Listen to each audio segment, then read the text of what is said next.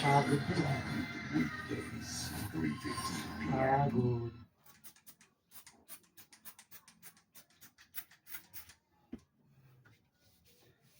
Hindi tayo mag-electric para pawisan pa. Pilipinas, got to prepare your talent. Pilipinas Got Talent.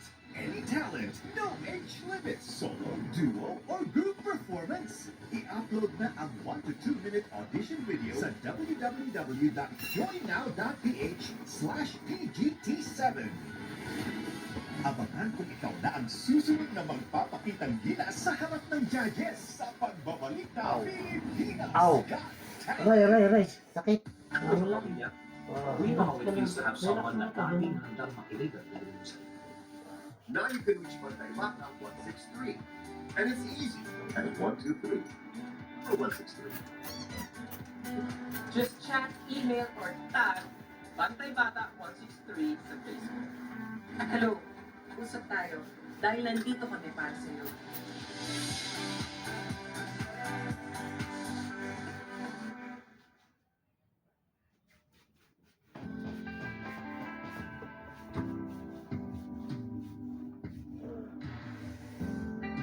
Oh.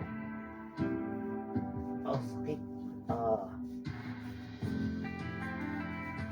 Hey, it's Kat, Hey, this is Alden. and welcome to our shoot for Metro. Parang yung last shoot natin was way back 2019. 2019. HLG. And for now, we're shooting... Sila na ba yan? Ni ano, Hello, Alvin at saka si Yes, ano? we're very excited. We Hindi love the malayo. concept. It's something Sir, new. Alvin. And Pero yeah, bago we're yan si excited to Alvin. get that ano? cover. Yes, can't Lupit wait for you yan. guys to see it. See ya. Nawala si Padilla eh. Nawala si Xena. Sino si? Si Padilla si ano. Oo. Yung Tatalo talaga siya. Babae yan. ilang ano eh, no? Ilang taon na inalagaan tapos bigla lang nawala. Nakita lang kay Alvin ng ganun. Puta, nakakapikon yun. Isa naman yata yung nakipag-iwalay. Diba? Si ating babae ata. Babae.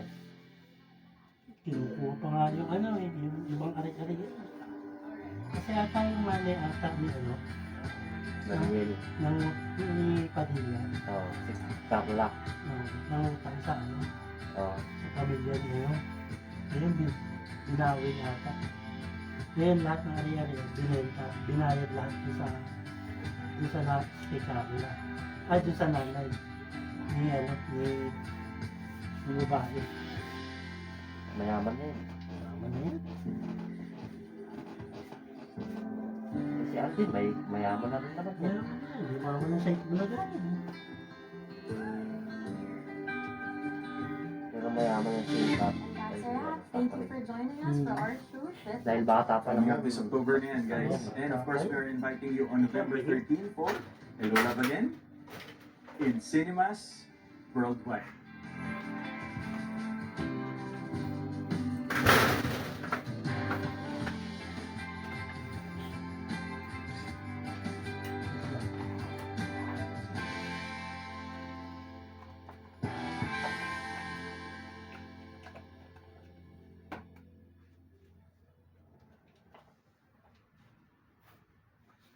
May iba't ibang disenyo ang pagkapanalo. Balang araw, magkakaroon din tayo ng ganyang kalaki picture.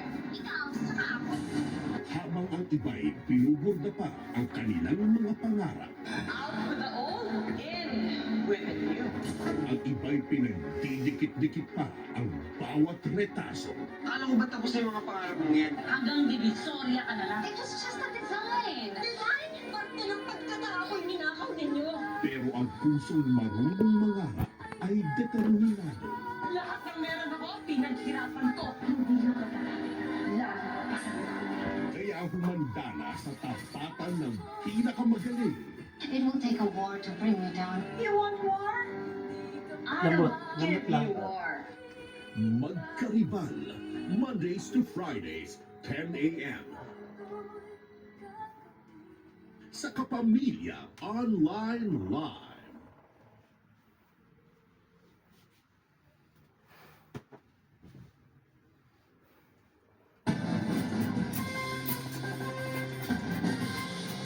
Nanawagan ang isa sa mga abogado ni convicted OFW Mary Jane Veloso na sana'y mapauwi siya sa bansa bago magpasko. Ayan, oh.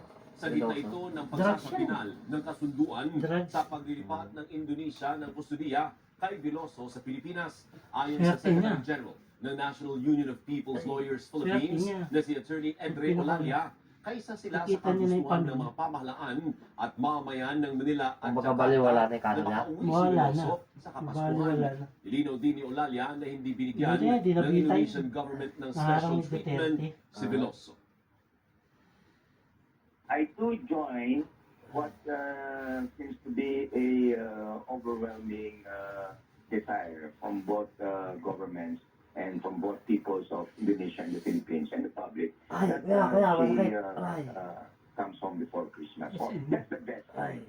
for Filipinos. Mamaya wala na yan.